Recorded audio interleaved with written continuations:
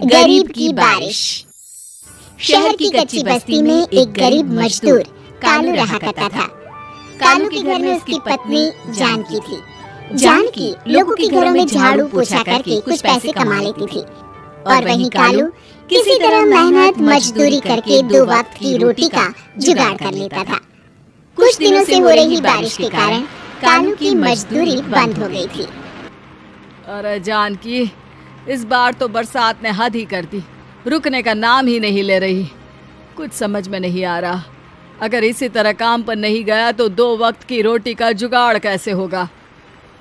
अरे तुम चिंता क्यों करते हो, बारिश का क्या है, 1 आध दिन में रुक जाएगी और उसके बाद में फिर से काम शुरू हो जाएगा।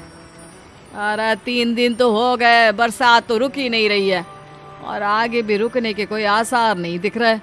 तो क्या हुआ, तुम्हारा काम बंद हुआ है ना? मैं तो अभी भी लोगों के घर झाड़ू पोछा करने जाती ही हूँ। मेरे पगार से कुछ दिन तो निकल ही जाएंगे।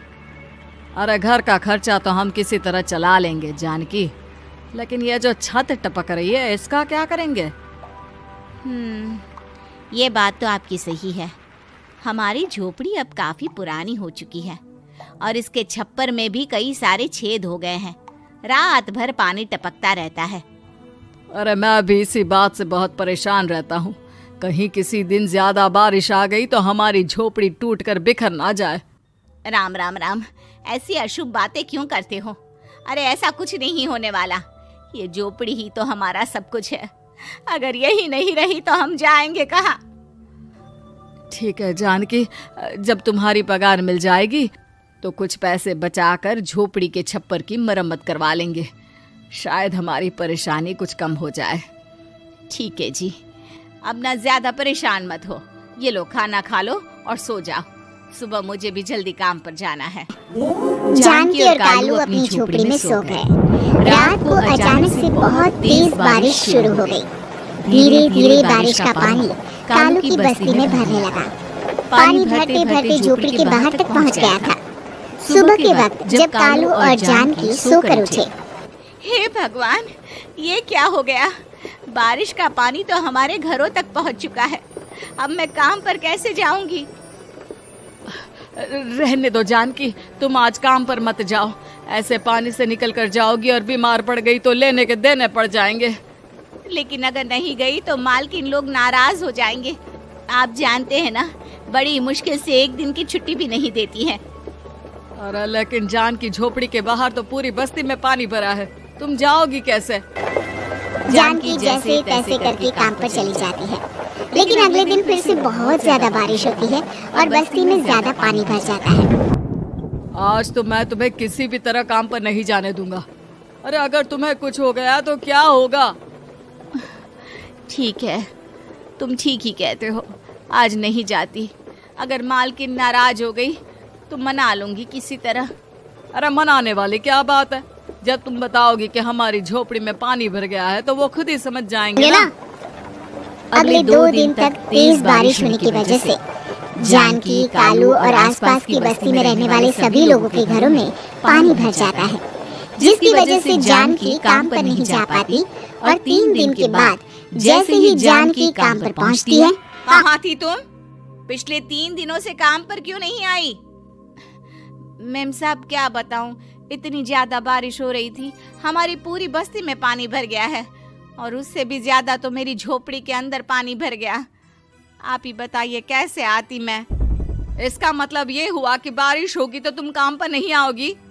ना ना, मेरे कहने का ये मतलब नहीं था मेम साहब। तुम जानती भी हो 3 दिन से कितनी परेशानी हो रही है मुझे। सारा काम मुझे खुद करना पड़ा। माफ कर दीजिए मालकिन जी, पर मैं क्या करती, आने के लिए रास्ता ही नहीं था, सब जगह पानी भरा हुआ था। बहाने तो तुझे बहुत बनाने आते हैं। जानकी देख, अगर अगली बार ऐसा किया ना तो फिर काम से हमेशा के लिए छुट्टी। अरे ना ना मालकिन, ऐसा मत कीजिए। बारिश की वजह से मेरे पति की मजदूरी भी छूट गई है। बड़ी मुश्किल से घर में 2 वक्त खाने की रोटी का जुगाड़ हो पाता है। आप मुझे काम से निकाल देंगे तो हम क्या खाएंगे? अगर इतनी ही चिंता है तो फिर रोजाना काम पर आया करो। चलो अब जल्दी से जाकर घर का सारा काम करो। बारिश रुकने का नाम ही नहीं ले रही थी। पूरे शहर में बाहर जैसे हालात बन गए थे। लेकिन नौकरी जाने के डर से जानकी किसी तरह रोज काम पर जाती थी।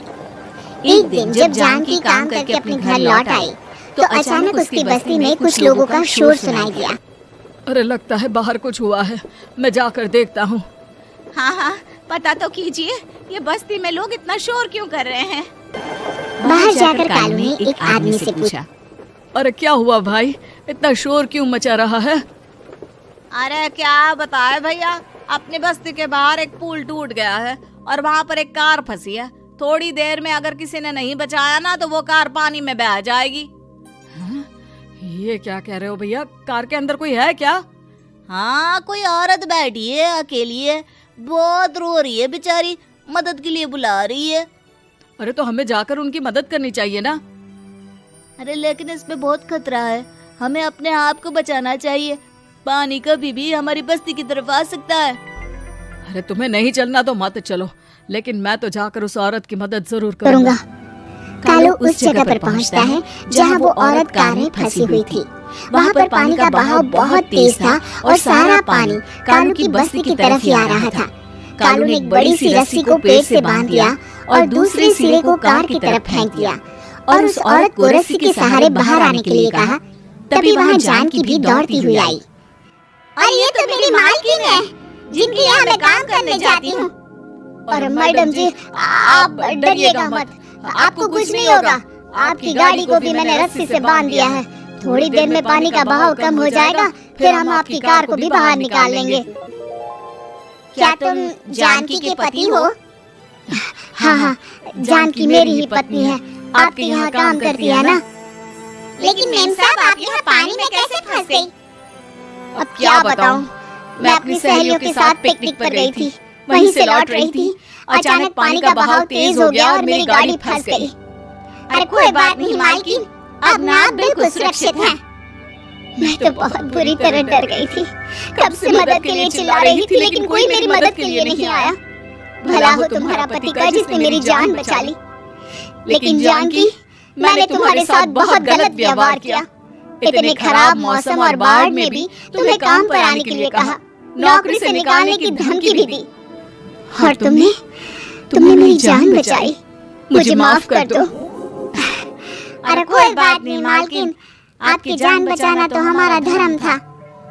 देखो जानकी, तुम्हारी झोपड़ी में जो भी नुकसान हुआ है उसके लिए मैं तुम्हें पैसे दूंगी। आज तुम्हारे पति ने मेरी जान बचाई है और आज के बाद मैं तुम्हें कभी भी नौकरी से निकालने की धमकी नहीं दूंगी। आज मैं तुम्हारी परेशानी को अच्छी तरह समझ चुकी हूँ। हम जैसे पैसे वाले लोगों के लिए अपने घर में बैठकर बारिश का मजा लेना बहुत आसान है, लेकिन तुम गरीब लोगों के लिए बाढ़ और बारिश काफी परेशानी खड़ी कर देते हैं। ये बात मुझे आज अच्छी तरह समझ आ गई है। आपका बहुत बहुत धन्यवाद मालकिन।